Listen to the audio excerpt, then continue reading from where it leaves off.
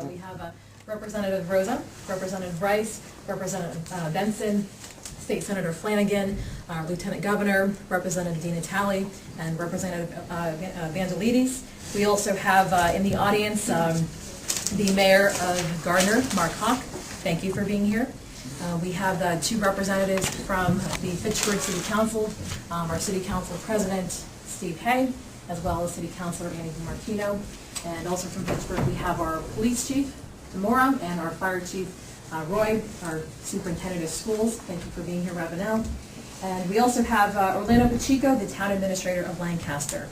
And I know there's a number of people I forgot, and all of you are here for a very important reason, because you're here to say thank you to the state for their work in this effort.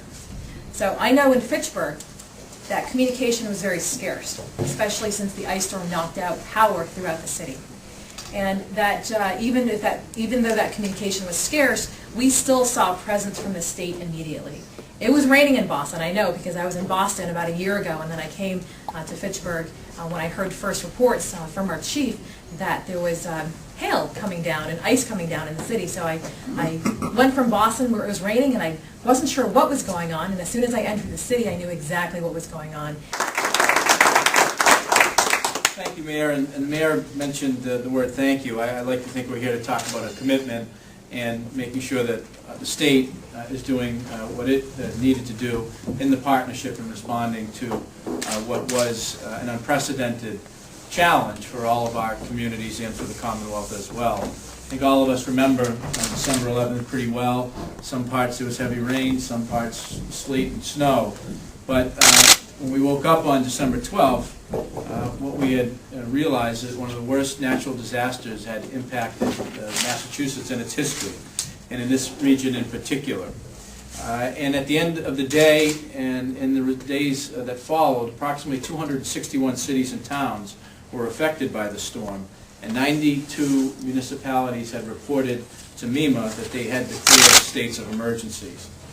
Again, as temperatures dropped and rain across the state turned to ice, trees buckled under the weight, and mass destruction ensued in so many communities.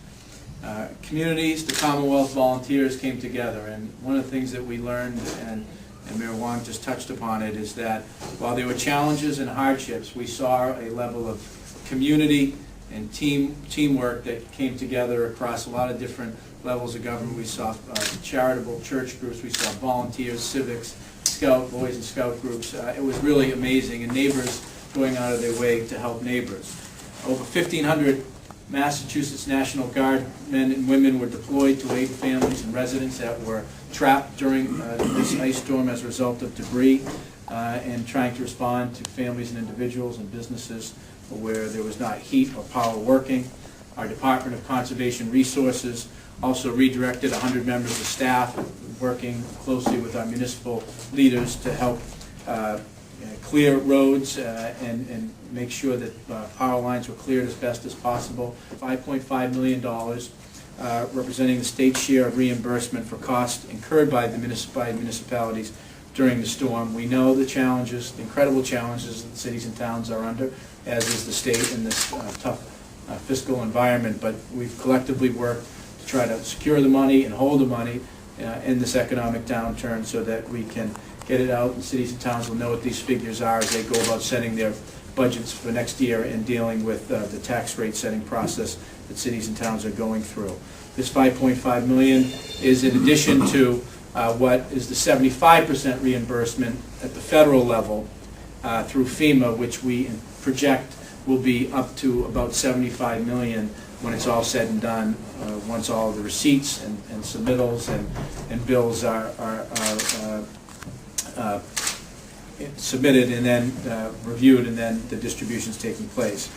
Funds will be distributed in the hands of cities and towns.